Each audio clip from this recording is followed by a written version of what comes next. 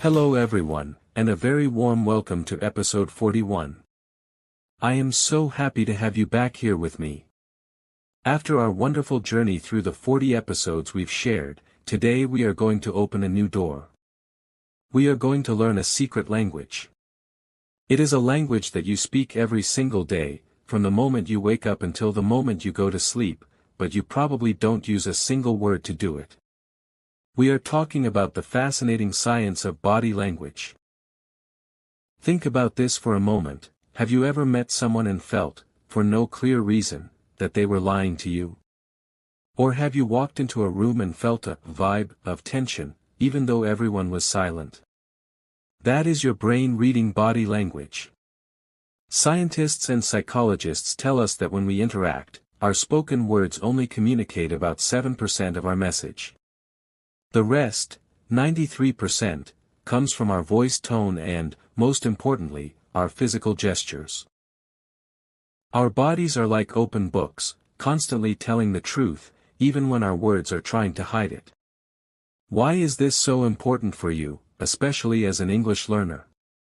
Because our brains are hardwired to look for consistency. Consistency means that what you say matches how you look. If I say, "I am very happy to be here," in a flat voice while looking at the floor with my shoulders slumped, you won't believe me. Your brain will perceive a red flag.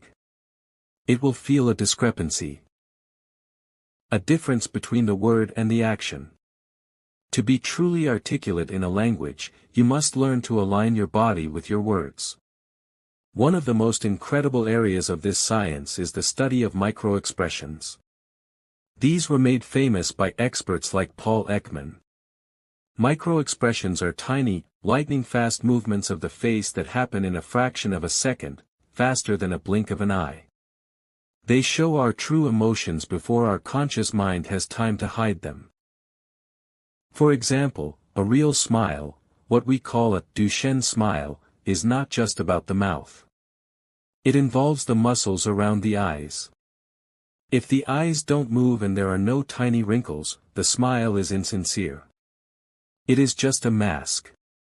By paying attention to these small cues, you can develop incredible empathy and social intuition. Now, let's talk about how your body affects you. You might have heard of the power pose, a concept popularized by Amy Cuddy. This theory suggests that our posture doesn't just show the world how we feel, it actually tells our brain how to feel. When you take up space, stand tall, and put your hands on your hips, your brain changes its chemistry.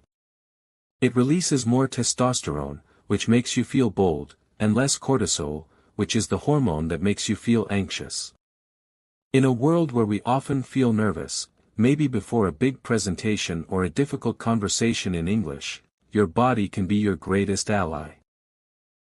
Instead of making yourself small and hiding your hands, try to occupy your space. This signals authority and competence to everyone in the room, but more importantly, it signals it to your own mind. You are training yourself to be confident. But body language is not just about power, it is also about connection and rapport. Have you ever noticed that when you are having a wonderful conversation with a close friend, you start to move in the same way they do? If they lean forward, you lean forward.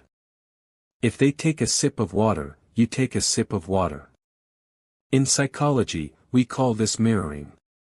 It is a natural, subconscious way of saying, "I am like you. I understand you.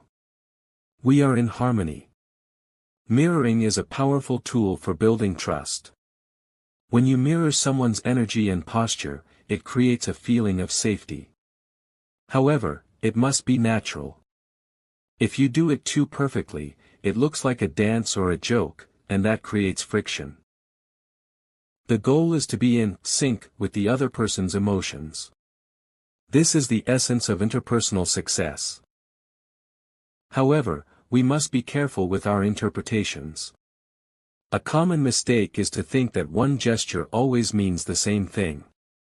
For example, if someone crosses their arms, many people think, "Oh, they are being defensive."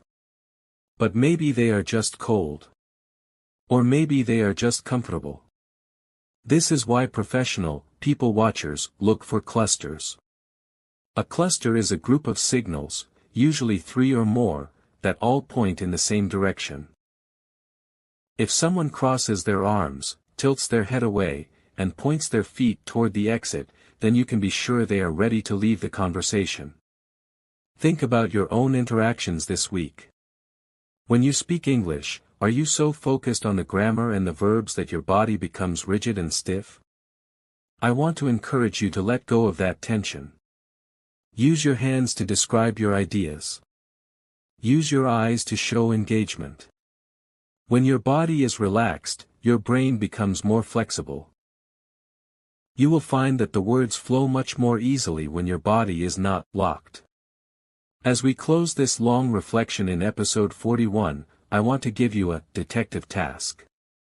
For the next 7 days, I want you to be an observer. When you are in a meeting, at a store, or watching a movie, turn off the sound for a moment in your mind.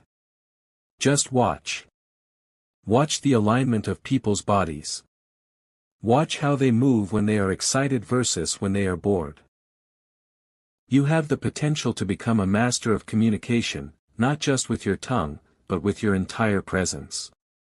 Your dedication to learning this deeper level of English, the level of human connection, is what makes you a truly advanced student. Thank you for being part of this journey. I am Professor Wolfizzle. Stay observant, stay curious, and remember, your body is speaking even when you are silent. Make sure it is saying something beautiful. I look forward to our next conversation in episode 42. Goodbye for now.